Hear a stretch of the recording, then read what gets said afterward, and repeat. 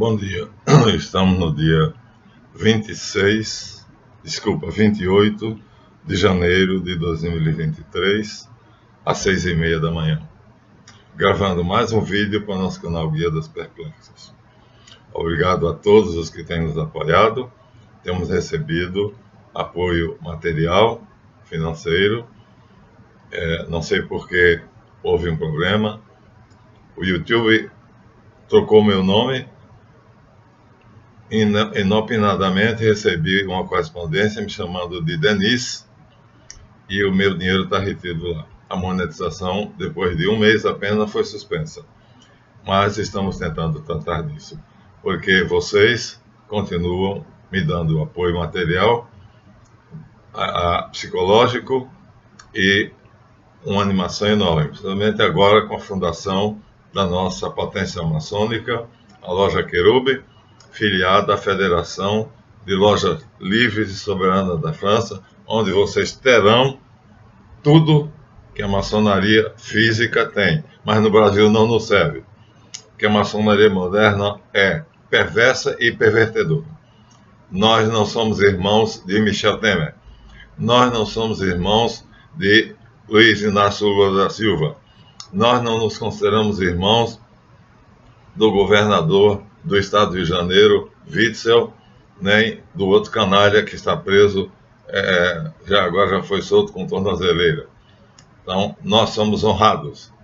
Se há uma palavra que a maçonaria tradicional preza, é honra. E nós somos a maçonaria de tradição, filiados à associação, a potência Federação de Lojas Livres Soberanas da França. Só os vídeos são restritos, só são mandados para os afiliados. Ficam em sigilo. É um grupo restrito. Está criado. Além do Colégio do Mago Caldeus, que é outra coisa. Então, já disse, são 3 graus. Primeiro, os curiosos, que estão em 10.500. Depois, os engajados, que está em 1.740. E, finalmente, aqueles que se filiam agora, com 2 opções: ao Colégio dos Magos Caldeus, onde receberão a instrução das sociedades secretas. Qualquer de todas elas, que é a mesma merda, é a mesma coisa, tudo é a mesma bosta. Não adianta eubiose, Rosa Cruz, teosofia, tudo é a mesma merda. Mesmo conhecimento. Nós temos mais porque eu tenho experiência. Não há um vídeo em que eu diga algo que eu não faça. Essa é a minha diferença, essa é a minha marca. Não sou atravessador cultural, que diz que você faça o que ele jamais fez. Então, vamos gravar o vídeo de hoje e baixar um pouquinho a bola, que eu pretendo dizer com calma.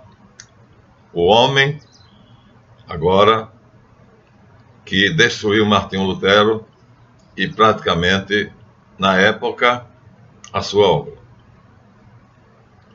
Um homem que foi conhecido como o santo da força de vontade. E que, ao contrário de Martinho Lutero, ao invés de ficar cocheando, capengando para um lado e para outro, ele foi firme. Talvez, depois de Jesus, o maior obstáculo ao plano dos neotemplários foi Inígo Lopes de Recalde, Inácio de Loyola. Então, aqui nós temos um homem que aparentemente teria feito um pacto com a igreja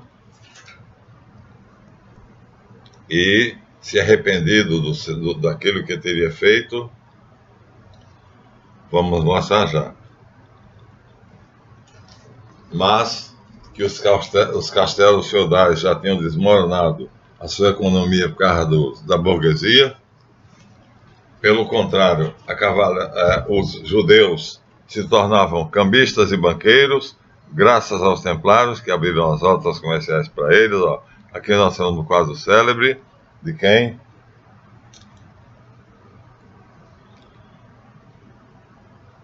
Nada, um ourives. E, finalmente, aqui um cavaleiro medieval. Lutero era um monge agostiniano. Inácio era um cavaleiro medieval. Não posso comparar esses dois homens. Lutero era um esquizofrênico, era um louco, entre a concupiscência, a luxúria e a fé. Fez um estrago, que terminou levando a guerra entre os príncipes da Saxônia e o rei, o imperador. Mas esses são os tempos que precedem, e esse rapaz aqui poderia muito bem ser o jovem Inácio de Loyola. O pai morreu, deixou a espada. O tio era exímio espadachim e lhe ensinou a arte de usar a lâmina de aço. Ele se torna o maior espadachim da Espanha. Vamos falar desse homem, não como religioso, porque vocês já viram que tudo nessa vida que tem aparentemente uma conotação religiosa tem repercussões políticas, econômicas e sociais. Então, se pegarmos o nosso livro de História Universal, nós vamos ver aqui a figura de um homem arrependido, parece um santo, diante do cardeal Cajetano, prometendo retratar-se das 95 teses, firmando um compromisso diante de testemunhas de que vai obedecer ao Papa. Isso ele diz numa tarde. De noite, já dissemos, o grande eleitor da Saxônia, o maior maçom da época, Frederico Suábio, o rapta, leva para o seu palácio e lhe dá uma vida de rei. E ele então prefere o luxo, vai ter uma concubina chamada Catarina de Bora, que é uma freira, e vai entrar na mesma safadeza dos papas que ele quer combater. Isso é Lutero. Termina casando com ela. Morre como se fosse castigo divino, se Deus castigasse, de uma crise renal. Pois bem, aqui está a grande traição de Lutero. Se comprometeu diante de testemunhas e assinou um documento. Qual era o teu desse documento? Reconciliação com Roma, acabar a divisão da Alemanha. Não cumpriu. Então, vamos a ver. Ele fez a suposta reforma protestante, que é indevida dar o nome a ele, porque quem fez foram foi o Melanchthon e o grande eleitor da Saxônia, Frederico Suábio, ou seja, a maçonaria. Então, o nome luteranismo eu não aceito. Agora, nós vamos ver a contra-reforma. E é na contra-reforma que vai aparecer um homem, aquele cavaleiro, aquele jovem pajem, que se tornará o maior espadachim, que vai ser apresentado aqui de maneira rápida. Vou ler pouca coisa sobre ele, num livro de história. Fora de Lutero, a maior mente era Erasmo de Roterdã e Ockham. E Erasmo de Roterdã era a favor de que o Papa tivesse apenas um poder simbólico, não político. Lutero vai seguir isso, Inácio de Loyola vai combater. Depois, o livro vai nos dizer que as freiras se mantinham fiéis, mas os padres tinham amantes, os bispos também. As indulgências foram pregadas para pagar aos bancos dos fúgares judeus aquilo que eles gastavam com as amantes. Enquanto isso, Lutero engordava como hóspede de luxo no castelo do grande eleitor Frederico Suábio, riquíssimo, é protegido por ele, desafia o imperador e cria o que vai chamar-se luteranismo. Mas ele se acha assim, ajoelhado aos pés da cruz de Cristo, esperando que, pela misericórdia de Cristo, a luxúria dele, a safadeza, a sacanagem, a hipocrisia que ele faz, não sendo nem um pouco diferente dos papas que ele combate, então são oficiais do mesmo ofício. Contra esse homem vai se insurgir um homem de verdade. O cavaleiro espanhol, que vai valorizar a missa católica simplesmente porque ela era a formadora de opinião na época. Não havia televisão, não havia rádio. Era no púlpito, era no sermão do padre, e ele sabe disso. Então vejam, ele não é idiota, não é um tolo. Por que é que ele escolhe valorizar a missa, revalorizar a missa, dar de novo peso às palavras dos padres?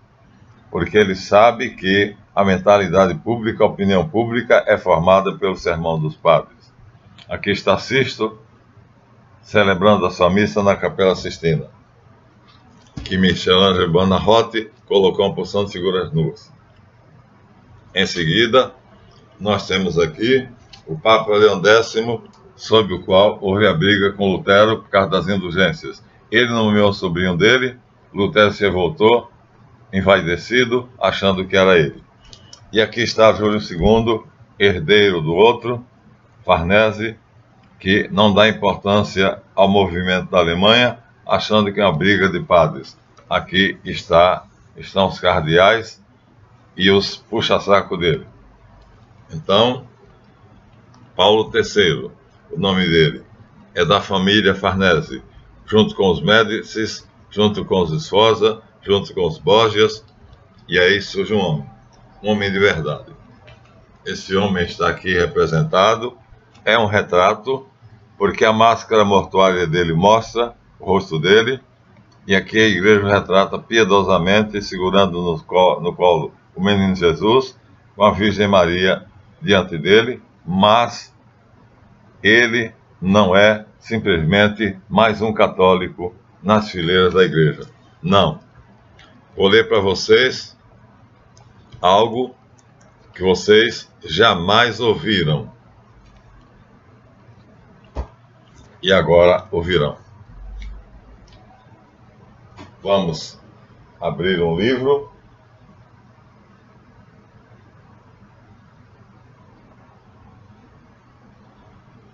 Escrito por um templário,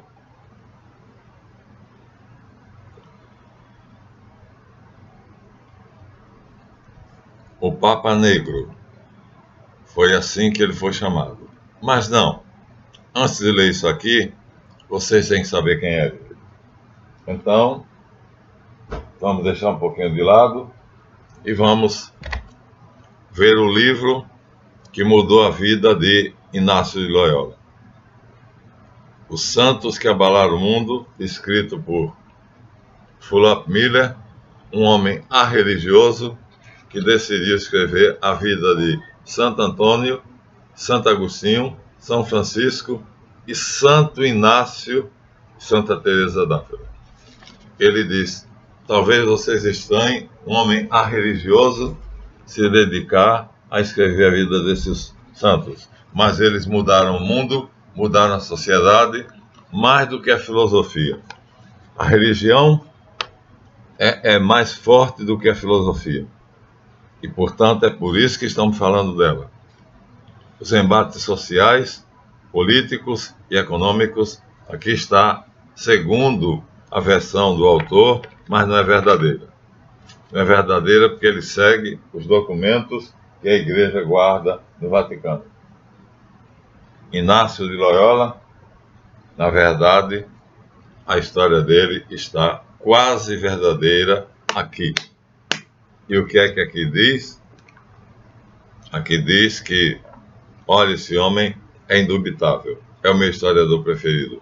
Ele teve a coragem de dizer que o cristianismo fez a maior besteira do mundo quando aceitou a construção da igreja, a Catedral de São João de Latrão, que se tornou um palácio onde o Papa morava. Ele teve a coragem de dizer que o Papa fez a maior besteira do mundo quando aceitou ser o coroador dos reis. Ele teve a coragem de dizer quem era Martinho Lutero, catástrofe, um doido. Ele agora vai ter a coragem de dizer, com todas as letras, quem foi Inácio de Loyola. Não poderemos duvidar. O título do livro é uma bula pontifícia chamada Letária de Jerusalém. Começa-se dando muita importância ao Concílio de Trento. Mas o Concílio de Trento é consequência de uma coisa, dos jesuítas. Sem os jesuítas, o Concílio de Trento não teria nenhuma repercussão nem existiria. Então, vamos ao homem que vai influir no Concílio de Trento. Vamos ao homem que vai fazer com que, no fim de 1544, o concílio é planejado e convocado. No mesmo ano, se abriu na Catedral da velha cidade episcopal. Durou duas interrupções consideráveis de 20 anos. Conduzida pelo zeloso cardeal italiano João Pedro Carafa, um oratoriano, que decidiu destruir tudo aquilo que Lutero tinha plantado. E juntou-se a ele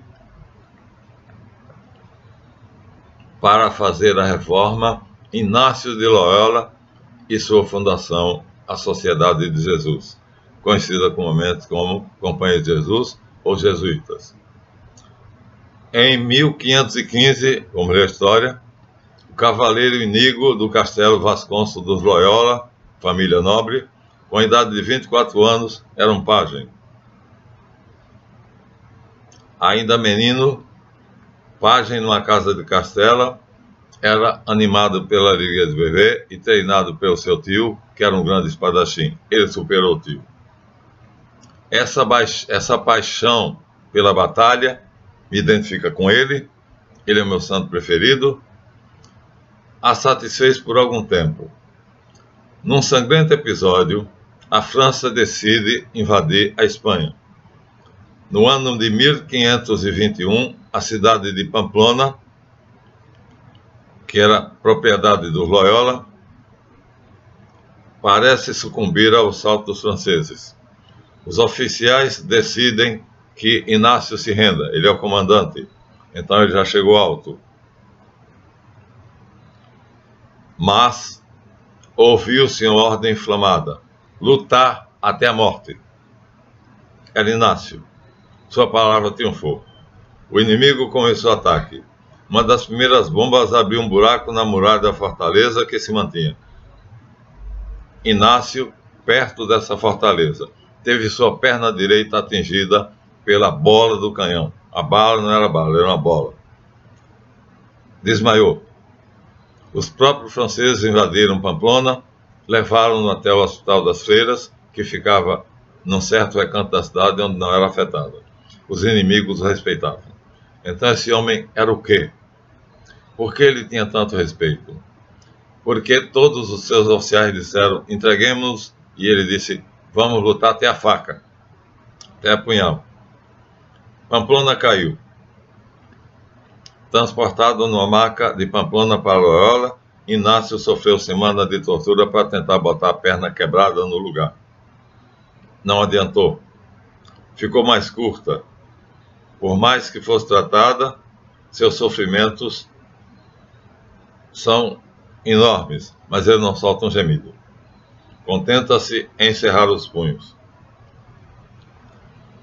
No final, os médicos declaram que não tem jeito. Tudo que foi empregado não vai conseguir consertar a perna de Inácio de Loyola. Ele, então, acha que a pior desgraça aconteceu a ele. Ele era um cavaleiro, e um cavaleiro que é aleijado não pode. Segundo o livro do Levítico, que a maçonaria segue, ele era maçom, agora já vou ser um pouquinho indiscreto, ele era neotemplário, tem que ser macho e sem defeito. Isso é tirado do Levítico, que prova que a maçonaria é judaica. A inércia para esse homem de guerra era mais dolorosa pena. Ele pede alguma coisa para se distrair. A Freira só tem 2 livros: Os Santos que Abalaram o Mundo e a Bíblia Católica. Ele rejeita a Bíblia e lê esse livro. E aí, com surpresa, ele percebe o seguinte: que enquanto que os templários, a maçonaria e os templários, acham que tem que ser macho e sem defeito, ele percebe que na galeria dos santos católicos, os tuberculosos, os cancerosos, os pobres, aqueles que são os aleijados, ou seja, o rebotalho da sociedade, são os grandes heróis. Ele então diz: se eu quero ser famoso, se eu quero continuar sendo um cavaleiro, se eu quero ter um nome, então eu tenho que passar a ser católico. Deixa de ser templário, naquele momento se torna católico. Assim que ele pode se levantar, ele sai do hospital e, na primavera de 1522, abandona o castelo dos pais contra a vontade dos seus irmãos e vai a determinado lugar. Ao Montserrat, na Catalunha, que existe desde Roma. Supõe-se que ali foi a fortaleza onde se refugiaram os templários que conseguiram escapar da fúria de Felipe o Belo. E foi. Vamos provar a vocês agora. Então, a abadia de Montserrat era de fachada um mosteiro, mas nos fundos ela tinha reuniões secretas, como os templários. Continuava a mesma coisa. Os neotemplários continuavam a mesma coisa. Heréticos, falsos, hipócritas. Inácio, até então, mantinha essa postura, mas ele era macho e era sincero. Então ele vai até, aqui o livro diz, é a biografia oficial dele. No dia 24 de março de 1522, ele troca o traje de cavaleiro pelo hábito de peregrino. Suspende a sua espada e a sua adaga e coloca os trajes e as armas de cavaleiro no altar de Nossa Senhora de Montserrat. E a partir daí, põe-se em caminho para Barcelona pela primeira vez, para a cidade de Manresa. Mas aconteceu alguma coisa antes disso. Aqui diz apenas o seguinte: ele foi no jumento para a abadia de Montserrat, que era falsa. Não eram monges católicos, eram como os templários. Todos eles ordenados padres, mas todos infiéis à igreja. Lá nos fundos havia uma reunião de uma sociedade secreta chamada os neotemplários. Não foi para a Escócia que eles foram. Ou, se foram para a Escócia, então há dois ramos. Foi para a Catalunha, onde havia o castelo de Montserrat, o mosteiro, aliás, de Montserrat, onde estavam refugiados os chefes de um movimento que todos pensavam morto, mas que, na sua autobiografia, Paulo Coelho diz: o que julgavam morto estava mais vivo do que nunca. Nós vamos provar isso, mas não nesse vídeo. Inácio de Loyola era neotemplário. Fingia ser um cavaleiro católico. Então era hipócrita, era mentiroso, mas no seu coração brilhava uma chama diferente. E essa bala que quebrou sua perna e que fez ele ficar mancando feito Jacó, vai mudar toda a sua vida. Quando aqui a biografia dele diz que ele foi até o mosteiro de Montserrat, onde ele depositou as armas, a espada, as vestes, a adaga e vestiu os trajes de peregrinos, a biografia oficial diz que ele saiu pela porta da frente um novo homem. Agora, depois de ter visto que os santos católicos, aleijados, pobres, cegos, cancerosos, mudaram o mundo, agora ele decide ser um santo católico. Ele era ambicioso, queria fama, buscava fama. Mas, ao contrário de Lutero, que buscava fama, mas era um doente mental, ele é firme, ele é disciplinado. Então, aqui vai acontecer um fato.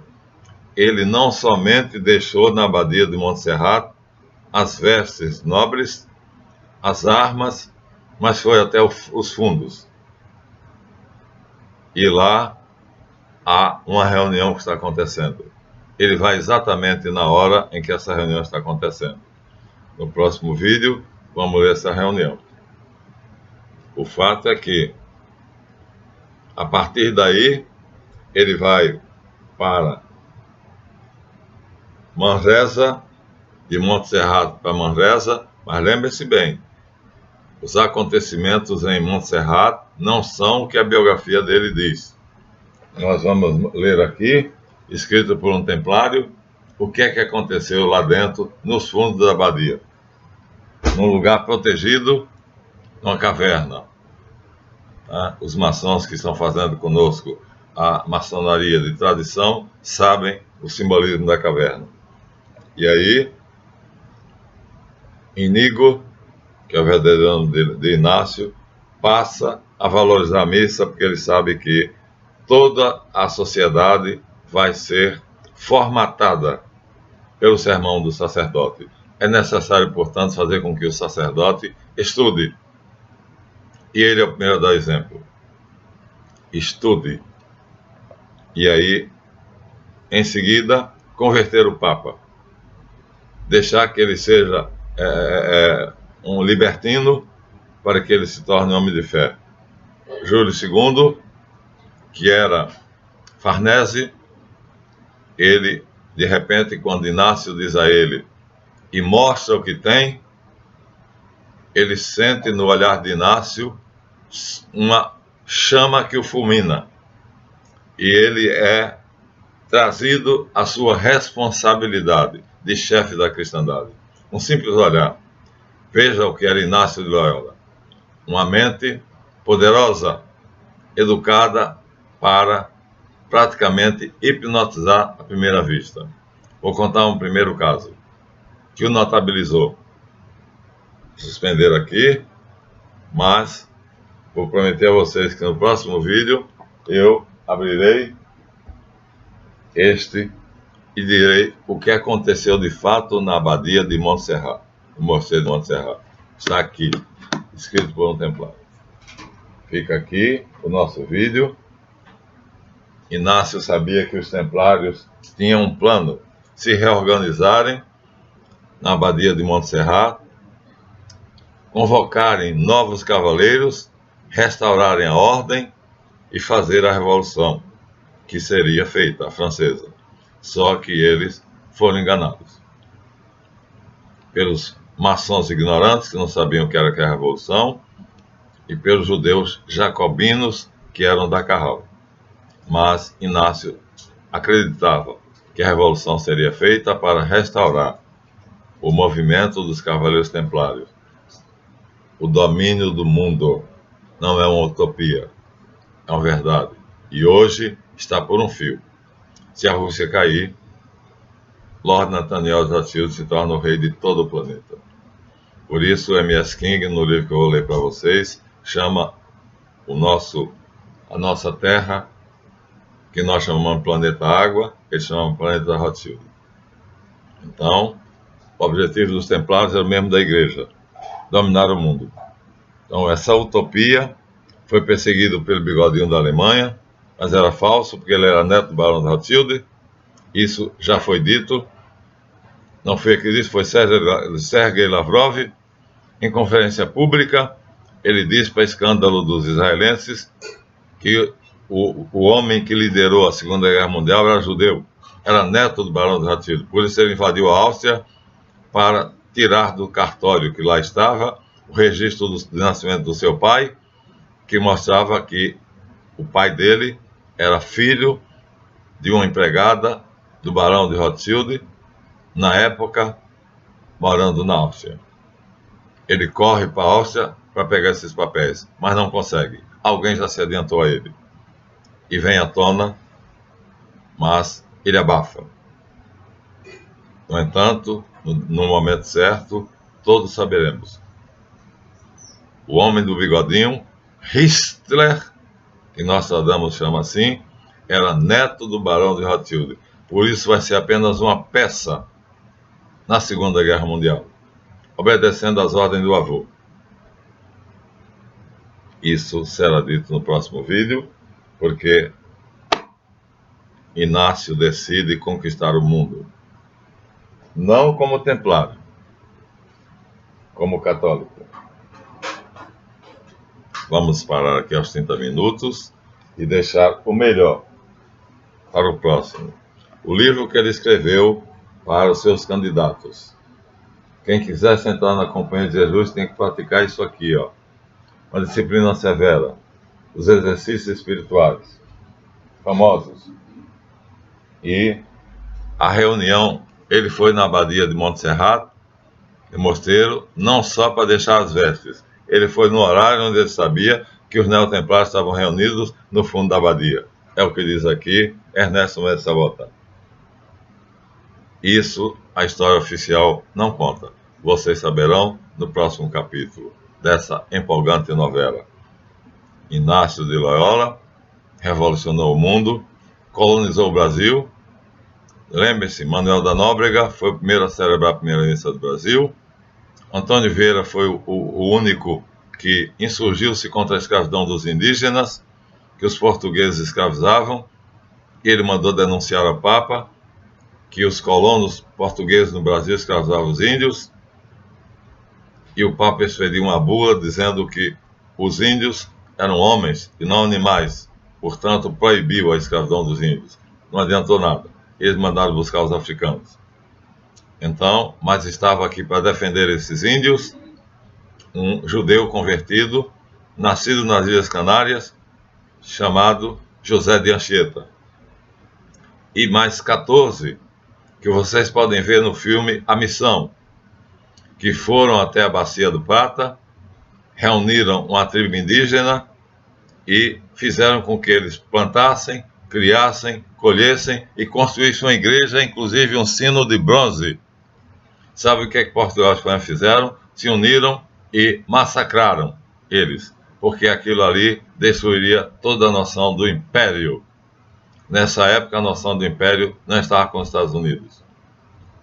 Estava com Espanha e Portugal.